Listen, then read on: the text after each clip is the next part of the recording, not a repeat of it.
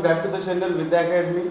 This is Manish Soni, faculty for accounts. Okay, तो previous lecture में हम लोगों ने डिस्कस किया था इन्वेस्टमेंट अकाउंटिंग का बेसिक कंसेप्ट। आज इन्वेस्टमेंट अकाउंटिंग का हम लोग एक प्रॉब्लम डिस्कस करने वाले आपके साथ। ठीक है, तो देखिए problem, mister Ram furnish the following details related to the holding of 8% debenture of ₹100 each. ये जो 100 ईच दिया हुआ है ये face value student of P limited held as a current asset. मतलब मिस्टर राम नाम का कोई पर्सन है, उसका डिटेल दिया हुआ है कि 8% डिवेंचर उसने परचेज किए थे, है ना। P लिमिटेड के फेस वैल्यू कितना है, 100 रुपीज। तो ये तो इन्फॉर्मेशन हो गया। फिर देखते हैं 1 अप्रैल 2001 को ओपनिंग बैलेंस दिया हुआ स्टूडेंट, नॉमिनल वैल्यू कितना है 1,20,000 और कॉस्ट कितना है 1,18,000। ठीक है, उसके बाद 1 जुलाई 2001 को क्या हुआ, 100 डिवेंचर परचेज किए एक्स इंटरेस्ट प्राइस पे। कितना है एक्स इंटरेस्ट प्राइस, 98 रुपीज। ठीक है, फिर 1 अक्टूबर 2001 को क्या हुआ, सोल्ड किए 200 डिवेंचर एक्स इंटरेस्ट प्राइस पे। कितना है 100 रुपीज। ओके, 1 जनवरी 2002 को क्या हुआ, परचेज किए 50 डिवेंचर एट 98 कम इंटरेस्ट। यहाँ पे ध्यान देना है कम इंटरेस्ट है। ठीक है, 1 फरवरी 2002 को क्या हुआ, सोल्ड किए 200 डिवेंचर एक्स इंटरेस्ट प्राइस पे। कितना है 99। और सबसे इंपॉर्टेंट डेटा दिया हुआ स्टूडेंट देखेंगे, ड्यू डेट ऑफ इंटरेस्ट। मतलब जो ड्यू डेट ऑफ इंटरेस्ट है वो क्या क्या है, 30 सितंबर और 31 मार्च। मतलब कंपनी जो आपको इंटरेस्ट पे करेगी साल में 2 बार पे करेगी। एक किस्त मिलेगी आपको 30 सितंबर को, दूसरी मिलेगी 31 मार्च को। ठीक है, mister Ram close his books of account. जो बुक्स ऑफ अकाउंट क्लोज होते हैं वो कब होते हैं, 31 मार्च को। और एक important point students, brokerage is 1% is to be paid on each transaction. मतलब ब्रोकरेज आपको पेड करना है हर एक ट्रांजेक्शन पे, चाहे वो ट्रांजेक्शन परचेज से रिलेटेड हो या सेल से रिलेटेड हो। Show the investment account market value of the 8% debenture is 99 rupees. Okay, तो ये क्वेश्चन था। अब आपको कुछ तैयारी करनी है। ठीक है, सबसे पहले क्या करना है, आपको इन्वेस्टमेंट अकाउंट रेडी करना है। डेबिट साइड में 6 कॉलम होंगे, date, particular, working note, fair value, interest, cost, और ये रिस्पेक्टिव कॉलम्स होंगे क्रेडिट साइड में। ओके, और इस तरीके से आप एक स्केल बना के रख लेंगे। ईयर कब एंड होने वाला है, 31 मार्च को। तो स्टार्ट कब होगा, 1 अप्रैल को। ठीक है, तो अप्रैल में, जून, अप्रैल से लेकर मार्च तक पूरे मंथ लिख लीजिए। इंटरेस्ट कब कब मिलने वाला है आपको, सितंबर में और मार्च में, साल में 2 बार। ठीक है, तो देखिए शुरू करते हैं स्टूडेंट, सभी प्रॉब्लम कैसे सॉल्व करने हैं। सबसे पहले देखेंगे आप लोग, यहाँ पे नाम लिखेंगे in the books of Ram, है ना। Investment in 8% debenture for the year ended 31 March 2002। Okay, so let's start. सबसे पहला ट्रांजैक्शन दिया हुआ 1 अप्रैल 2001 का ओपनिंग बैलेंस, नॉमिनल वैल्यू कितना है 1,20,000 और कॉस्ट प्राइस कितना है 1,18,000। ओके, तो ये जो ओपनिंग बैलेंस है लास्ट ईयर का क्या था, क्लोजिंग। करंट ईयर के लिए क्या बनेगा, ओपनिंग। तो सबसे पहले आप इसको क्लोज कर लेंगे। डेट क्या है 1 अप्रैल, यहां लिखेंगे आप लोग to balance BD. Working note बनाया क्या आपने, नहीं बनाया। फेयर वैल्यू कितना है 1,20,000। इंटरेस्ट है क्या कुछ, नहीं है। कॉस्ट प्राइस कितना है 1,18,000। Okay, getting your point. Okay, अब आगे बढ़ते हैं। नेक्स्ट जो ट्रांजैक्शन है वो कब हुआ है, 1 जुलाई 2001 को 100 डिवेंचर परचेज किए। 100 डिवेंचर मतलब this is the number of debenture which are purchased by the Ram at ex interest price of ₹98। ठीक है, तो इसका वर्किंग नोट बनाएंगे स्टूडेंट्स। लिखेंगे working note number 1। Working note number 1 है ये, और ये डील किससे रिलेटेड है स्टूडेंट्स, परचेज से। तो परचेज लिख के रखो। डेट ऑफ ट्रांजैक्शन क्या था 1 जुलाई 2001, ऐसा डेटा लिख के रखना है। ठीक है, अब कितने डिवेंचर खरीदे students, 100 debenture at the rate rupees. Price कितना है 98। ओके, तो 9,800 रुपीज। ठीक है, बट ये एक्चुअल कॉस्ट प्राइस हुआ क्या, नहीं, क्योंकि प्रॉब्लम में दिया हुआ है कि हर एक ट्रांजैक्शन में आपको ब्रोकरेज पेड करना है। कितना 1%। ओके, तो ब्रोकरेज यहाँ पे प्लस करेंगे हम लोग 1%। किसके ऊपर स्टूडेंट्स, कॉस्ट प्राइस के ऊपर। कॉस्ट प्राइस कितना है 9,800 रुपीज। ओके, तो ये आएगा आपका 98। प्लस करेंगे तो कितना मिलेगा 9898। अब मैं ब्रोकरेज इसमें प्लस क्यों कर रहा हूँ, क्योंकि ये परचेज का ट्रांजैक्शन है। अगर ये सेल का ट्रांजैक्शन होता तो मैं ब्रोकरेज को प्लस करने के बजाय क्या करता, माइनस करता। ठीक है 9898। अब इतना होने के बाद आपको ये देखना है कि कुछ इंटरेस्ट ड्यू है या नहीं है। ठीक है देखिए आपने परचेज कब किया है, जुलाई को, 1 जुलाई को परचेज किया है, और इसके पहले जो इंटरेस्ट मिला था वो कब मिला था, 30 सितंबर को। ठीक है तो वहां 31 मार्च को मिला होगा, तो वहां तक आप काउंट कर लीजिए। जुलाई काउंट होगा क्या, नहीं, क्योंकि 1 जुलाई है। ठीक है तो जून, मई, अप्रैल, मतलब 3 महीने का इंटरेस्ट अभी भी क्या है, आउटस्टैंडिंग है। ठीक है तो इंटरेस्ट निकालेंगे स्टूडेंट आप लोग। इंटरेस्ट आउटस्टैंडिंग कितना परसेंट है, 8%। हमेशा किस पर निकलेगा, ये फेयर वैल्यू पे। ठीक है कितने नंबर ऑफ डिबेंचर 100, और एक का फेयर वैल्यू कितना है 100 रुपीज। ठीक है तो कितना आएगा 10,000 रुपीज। कितने मंथ के लिए, 3 मंथ के लिए। ठीक है तो जब आप इसको कैलकुलेट करेंगे तो अमाउंट मिलेगा आपको 200 रुपीज। ओके अब इसका हमको पोस्टिंग करना है स्टूडेंट, तो पोस्टिंग कैसे करेंगे, ध्यान देंगे। सबसे पहले ये खर्चा है तो डेबिट साइड में लिखेंगे हम लोग 1 जुलाई का ट्रांजैक्शन है टू बैंक अकाउंट, क्योंकि अमाउंट पेड करना पड़ेगा। वर्किंग नोट नंबर क्या था अपना 1। फेयर वैल्यू कितना रहेगा स्टूडेंट्स, 100 इंटू 100 कितना रहेगा 10,000 रुपीज। इंटरेस्ट कितना आउटस्टैंडिंग है 200 रुपीज। कॉस्ट कितना लेंगे आप यहाँ पर 9898, मतलब ब्रोकरेज प्लस करने के बाद जो मिलेगा ना, that is the real cost of investment. Okay अब ये होने के बाद देखते हैं नेक्स्ट डील कब हुआ है। नेक्स्ट डील हुआ है जुलाई के बाद डायरेक्ट अक्टूबर में। ठीक है लेकिन अक्टूबर ये आ गया, और अक्टूबर के पहले क्या है सितंबर। तो सितंबर क्या था, ड्यू डेट ऑफ इंटरेस्ट, तो यहाँ पे इंटरेस्ट आपको मिलेगा। तो पहले इंटरेस्ट का कैलकुलेशन कर लेंगे स्टूडेंट्स। ठीक है ये आपका वर्किंग नोट नंबर 2। ओके किससे रिलेटेड है, इंटरेस्ट रिसीव्ड। ओके अब देखते हैं कि हमारे पास टोटल इन्वेस्टमेंट कितना है। ठीक है पहले का कितना था 1,20,000 का, अभी कितने का खरीदा 10,000 का, तो कितना हो गया 1,30,000। हमेशा जब भी आप इंटरेस्ट का कैलकुलेशन करेंगे तो कॉस्ट मतलब जो फेयर वैल्यू है उसको ही कंसीडर करना है। ठीक है सो 8% ऑन 1,30,000, और कितने महीने का इंटरेस्ट है स्टूडेंट्स 6 मंथ का। ठीक है तो इस तरीके से आप कैलकुलेट कर सकते हैं इसको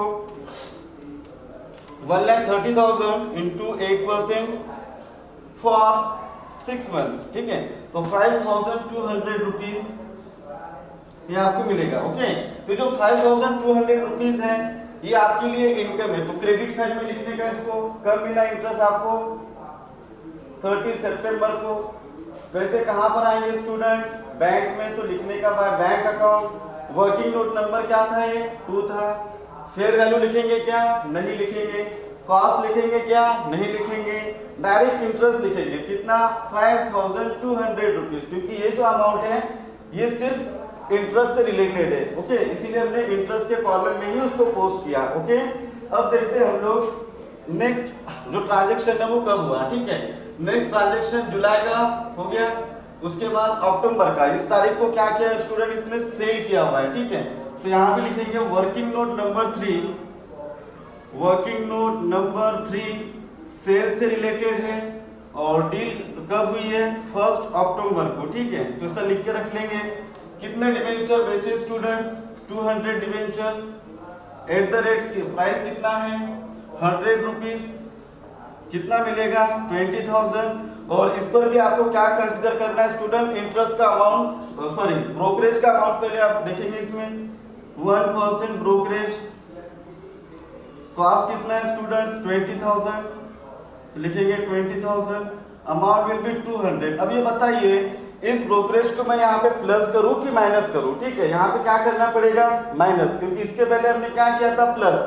परचेज में प्लस किया तो सेल में क्या करेंगे माइनस करेंगे। तो टोटल अमाउंट जो रिसीव्ड होगा राम को with the sale of investment that is rupees 19,800 है ना, 19,800 रुपए ही रिसीव्ड होगा। ठीक है और जब भी आप सेल करेंगे तो आपको ये देखना है कि आपको प्रॉफिट हुआ है या लॉस हुआ है। तो उसके लिए एक एक्स्ट्रा वर्किंग नोट बनाएंगे। वर्किंग नोट नंबर 4 क्या निकालने वाले स्टूडेंट हम इसमें, प्रॉफिट एंड लॉस, कि ये जो हमने सेल किया इसमें हमको प्रॉफिट हुआ या लॉस हुआ। तो देखेंगे सबसे पहले लिखेंगे आप यहाँ पर सेल प्रोसीड है ना, कितना अमाउंट रिसीव हुआ 19,800 रुपीज। ओके, इसके बाद हम माइनस करते हैं इसमें से average cost as per AS 13 है ना, अकाउंटिंग स्टैंडर्ड 13 के हिसाब से आप एवरेज कॉस्ट कंसीडर करेंगे। ठीक है, तो एवरेज कॉस्ट कितना था इसके लिए आप यहाँ पे छोटा सा वर्किंग करके दिखा रहा हूँ, ध्यान देंगे आप लोग।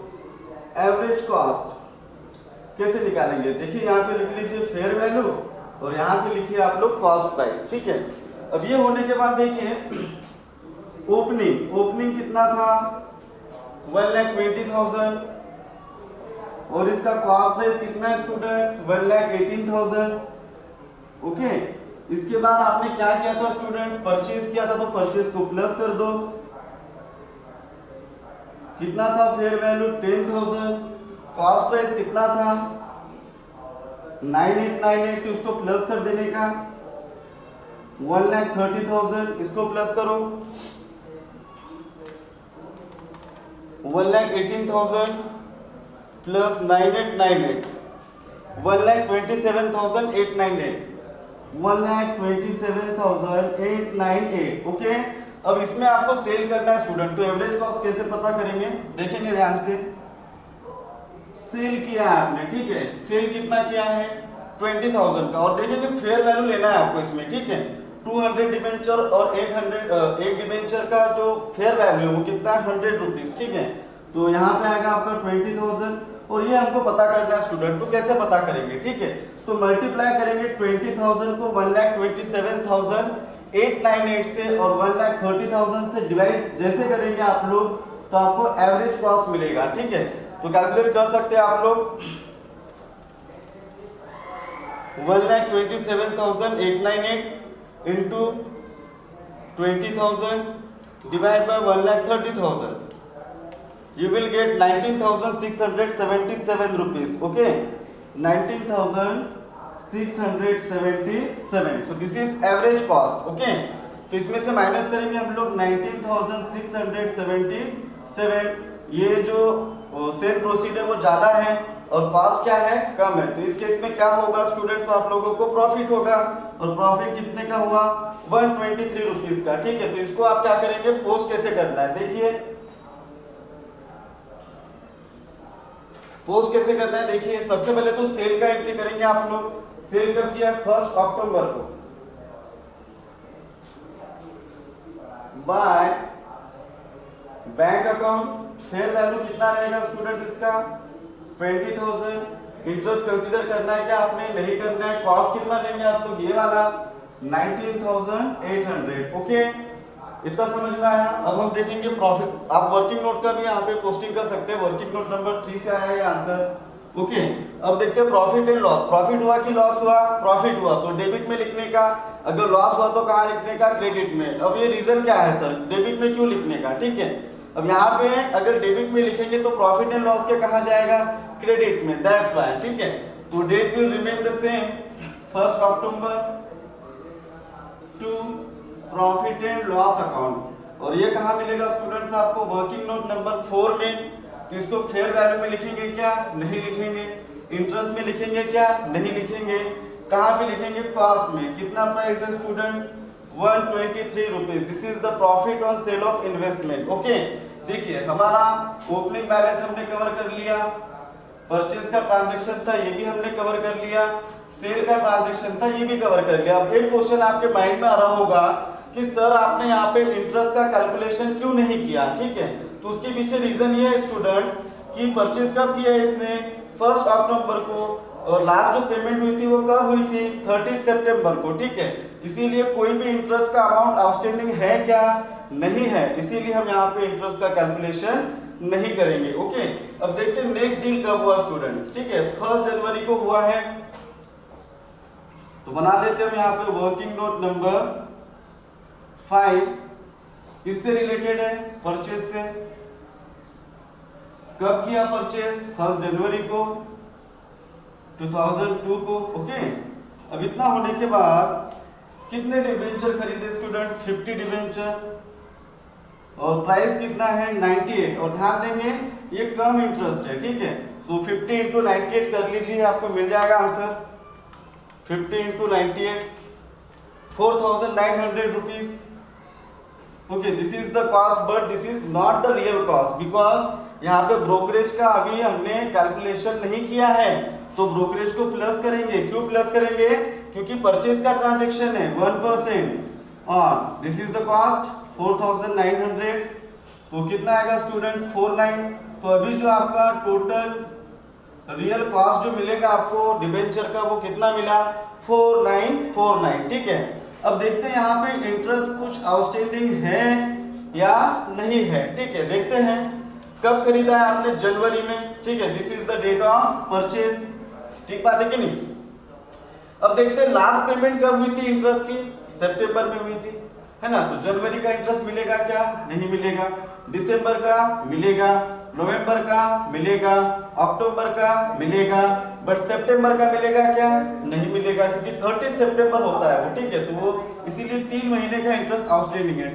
ठीक है, तो इंटरेस्ट निकालेंगे 8% और हमेशा याद रखिए इंटरेस्ट फेयर वैल्यू पे निकलेगा। 50 डिबेंचर, एक का प्राइस कितना 100 रुपीज। ठीक है, तो 5000 फॉर 3 मंथ्स। ओके, तो देखिए निकालिए, इसका कैलकुलेशन कीजिए आप। 5000 इंटू 8%, तो इंटरेस्ट मिलेगा स्टूडेंट्स आपको 100 रुपीज का। ठीक है, अब देखिए ये जो प्राइस था ये कम इंटरेस्ट था, इसके पहले जो भी हमने देखा वो एक्स इंटरेस्ट था, बट ये जो प्राइस है ये कम इंटरेस्ट है। कम इंटरेस्ट प्राइस का मीनिंग क्या है कि इसमें जो इंटरेस्ट का अमाउंट है वो ऑलरेडी इंक्लूड है, तो उसको हम क्या करेंगे, माइनस करेंगे 4849। तो ये जो प्राइस मिला ना स्टूडेंट्स, इसको बोलते हैं हम लोग एक्स इंटरेस्ट, और ex interest is called as cost price. ठीक है, तो इसका हम पोस्टिंग करेंगे, डेबिट साइड में करना पड़ेगा क्योंकि खर्चा है। 1 January to bank account, working note number क्या था स्टूडेंट्स 5 था, फेयर वैल्यू कितना लिखेंगे आप 5000, इंटरेस्ट कितना लिखेंगे 100 रुपीज, और यहाँ पे जो कॉस्ट लेंगे वो ये लेंगे कि ये लेंगे, ये लेंगे क्योंकि ये एक्स इंटरेस्ट प्राइस है। ठीक है, 4849। ओके, इसके बाद अब देखेंगे नेक्स्ट जो ट्रांजेक्शन है वो है 1 Feb का। ठीक है, तो यहाँ पे अगेन वर्किंग नोट नंबर 6, और किससे रिलेटेड है ये, सेल से रिलेटेड है।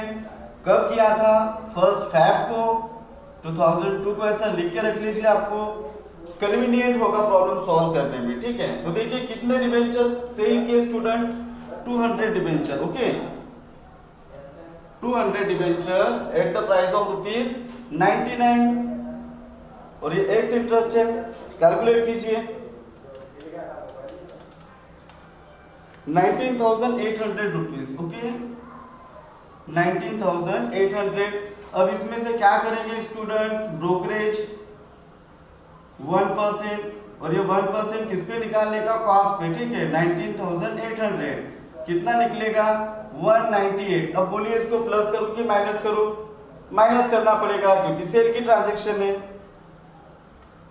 -198 कितना आएगा 19,602, 19,602। This is the cell proceed. अब देखते हैं कि इसमें इंटरेस्ट का कैलकुलेशन है या नहीं है। ठीक है, देखिए सेल कब किया है आपने, 1 Feb को सेल किया है। ठीक है, तो फैब, और इसके पहले जो इंटरेस्ट मिला था वो कब मिला था, सितंबर में मिला था, मतलब कि फैब का नहीं मिलेगा, जनवरी का मिलेगा, दिसंबर का मिलेगा, नवंबर का मिलेगा, अक्टूबर का मिलेगा। ठीक है, तो इंटरेस्ट आउटस्टैंडिंग निकाल लेते हैं।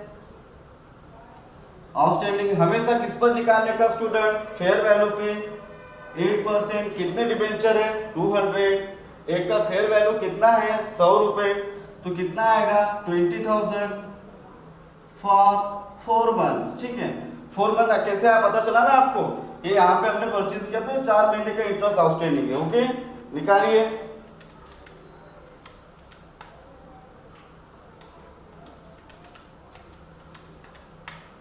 533 रुपीज। ठीक है, this is the amount of interest. ठीक है, और ये अमाउंट ऑफ इंटरेस्ट हमारे लिए क्या है स्टूडेंट्स, इनकम है, क्योंकि इतना जो हमको मिला है इसमें से 533 रुपीज अलग से हमको इंटरेस्ट का मिलेगा। ठीक है, तो लिखिए यहाँ पर डेट क्या है आपका 1 Feb by bank account, working note number क्या था 6 था, फेयर वैल्यू ऑफ इन्वेस्टमेंट कितना है 20,000, इंटरेस्ट कितना है 533 रुपीस और कॉस्ट प्राइस कितना है 19,602। ओके, अब हमको ये पता करना है कि ये जो हमने सेल किया इसमें हमको प्रॉफिट हुआ या लॉस हुआ। ठीक है, तो working note number again 7, profit and loss, जो इन्वेस्टमेंट हमने किया उसमें हमको प्रॉफिट हुआ या लॉस हुआ, ये हमको देखना है। ठीक है, तो देखिए सेल प्रोसीड कितना है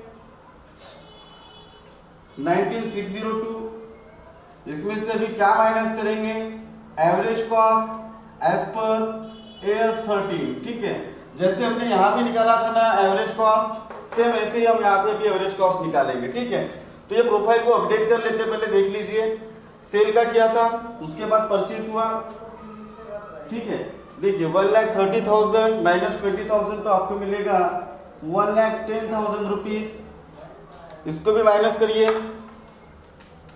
7,898 माइनस 19,677, सो 1,08,221, 1,08,221। ठीक है, इसके बाद फिर क्या किया था परचेज किया था, है ना, ये देखिए परचेज किया था ना आपने 50 डिबेंचर्स। ओके, तो 5,000 रुपीज दिस इज द, ये देखिए 5,000 और ये 4,849, ये आप प्लस करेंगे इसमें। ठीक है, तो ये कितना आएगा आपका 1,15,000, इसको प्लस कर लीजिए plus 4,849, you will get 1,13,070, 1,13,070। Okay, इसके बाद देखिए अगेन सेल का ट्रांजैक्शन हुआ है, ये रिसेंटली जो हमने सेल किया था, फेयर वैल्यू कितना आएगा इसका 20,000 और कॉस्ट प्राइस हमको क्या करना है पता करना है। कैसे पता करेंगे, मल्टीप्लाई करेंगे इससे और इससे डिवाइड करेंगे तो आपको आंसर मिलेगा। ओके, देखिए 1,13,070 into 20,000 divide by 1,15,000। Okay, you will get the answer of 19,664, 19,664। Okay, तो अब इसको माइनस कर लेते हैं हम इसमें से, सेल प्रोसीड में से 19,664, you will get the answer. देखते हैं प्रॉफिट हुआ कि लॉस हुआ। देखिए कॉस्ट ज्यादा है, सेल प्रोसीड कम है, तो क्या होगा लॉस होगा 19,664 माइनस 19,602, 62 रुपीज का। ठीक है, और जो 62 रुपीज का आपको हो रहा है ये आपका लॉस होगा। क्यों? क्योंकि सेल प्रोसीड कम है और एवरेज कॉस्ट ज्यादा है। अब इसका और इसका पोस्टिंग रह गया। देखिए पोस्टिंग कैसे करना है। ठीक है, सेल किया मतलब आपकी इनकम है। फर्स्ट फैब का ये हम लोगों ने कर लिया था, प्रॉफिट या लॉस हुआ है तो यहाँ पे क्रेडिट में लिखेंगे अगेन आप लोग, फर्स्ट फैब का ही रहेगा by profit and loss account, working note number 7, fair value में लिखेंगे क्या? नहीं लिखेंगे। इंटरेस्ट में लिखेंगे क्या? नहीं लिखेंगे। कॉस्ट में लिखेंगे कितना? 62 रुपीज। ओके, अब इतना होने के बाद आपको ये पता करना है मतलब कि आपको अभी क्लोज करने पूरे अकाउंट्स। ठीक है, क्योंकि देखिए ये ट्रांजैक्शन हो गया, ये भी हो गया, ये भी हो गया, कम इंटरेस्ट वाला भी हो गया, सेल वाला भी हो गया। ठीक है, और देखिए लास्ट में एक बात बोला है 8% debenture 99 rupees, this is the market value. ठीक है, तो इसको एक बार फिर से हम लोग देखते हैं, पहले पता करते हैं कि रियल कॉस्ट कितना बचा हुआ है हमारे पास। माइनस करेंगे आप इसको, सेल था तो ये आएगा आपका 95,000, फेयर वैल्यू आएगा 95,000। कॉस्ट कितना आता है देखते हैं, 1,13,070 माइनस 19,664। ओके, 93,406, 93,406। ठीक है, इसको अभी हम यूज करेंगे, ध्यान रखिएगा। अब पहले अकाउंट को क्लोज करते हैं, फेयर वैल्यू का क्लोज करते हैं पहले। ठीक है, फेयर वैल्यू का जैसे आप क्लोज करेंगे तो इधर का जो डेबिट का टोटल है वो ज्यादा आएगा, 1,35,000 आ गया। ठीक है, इधर में भी लिखा आपने 1,35,000, यहाँ लिखेंगे by balance CD, okay. So amount will be 95,000 और ये बैलेंसिंग फिगर है स्टूडेंट, ओके। 95,000 देखिए मैच कर गया, यही वाला आएगा, ठीक है। उसके बाद देखते हैं कि इंटरेस्ट का कितना आएगा। इंटरेस्ट का आई होप क्रेडिट का टोटल ज्यादा है, और सॉरी एक वर्किंग नोट बाकी रह गया हमारा, क्योंकि लास्ट डील कब हुआ था, फैब को, और मार्च को एक इंटरेस्ट का जो इंस्टॉलमेंट है वो मिलने वाला है, तो मार्च का भी लिखना पड़ेगा। Working note number 8 interest received का, ठीक है। तो देखते हैं कितना मिलेगा, 8%। कितना है हमारे पास स्टूडेंट अभी, 95,000 का इन्वेस्टमेंट है, ठीक है। और 95,000 for how many months, 6 month, ठीक है। निकालिए 95,000 इंटू 8% फॉर 6 मंथ, 3,800 रुपीज, ठीक है। तो इसका भी पोस्टिंग करना होगा स्टूडेंट्स आपको by bank account, sorry bank में पैसा आएगा ना, बाय बैंक अकाउंट। और ये 31 मार्च 2002 का है, वर्किंग नोट नंबर 8 में मिलेगा। और ये इंटरेस्ट के कॉलम में लिखना है आपको कितना, 3,800 रुपीज, ठीक है। अब इसको इंटरेस्ट का टोटल भी करते हैं, क्रेडिट का ज़्यादा दिख रहा है, 5,200 प्लस 533 प्लस 3,800, 9,533, ओके। 9,533, 9,533, यहाँ पे बैलेंस निकलेगा स्टूडेंट्स, तो बैलेंस CD इंटरेस्ट का निकलेगा 9,233, ओके। अब इसके बाद आपको कॉस्ट का जो टोटल है वो निकालना है स्टूडेंट्स। देखते हैं कॉस्ट का टोटल डेबिट का कितना आ रहा है, 1,18,000, ओके। Then 9,898, then 123, then 4,849, 1,32,870, 1,32,870। अब देखिए यहाँ पर आपका जो मार्केट वैल्यू वाला प्राइस था वो आपको देखना है, ठीक है। तो देखिए इसके हिसाब से कितना है, 93,406, this is the cost price of the remaining जो इन्वेस्टमेंट है अभी, ठीक है, at the end of year. और देखते हैं कि मार्केट वैल्यू कितना था स्टूडेंट, देखिए 95,000 एक कितने का, 100 रुपीज का, तो इट विल बी 950 इंटू 100 कितना आएगा, 95,000। अब दोनों में से ले कौन सा इसमें से, ठीक है। तो मैंने आपको स्टार्टिंग में बताया था विच एवर इज लेस, दोनों में से जो कम होगा वो आप कंसीडर करेंगे। तो कम क्या है इसमें, 93,406, ठीक है। तो लिख दीजिए इसमें आप 93,406, ओके। और ये 1,32,870, ठीक है।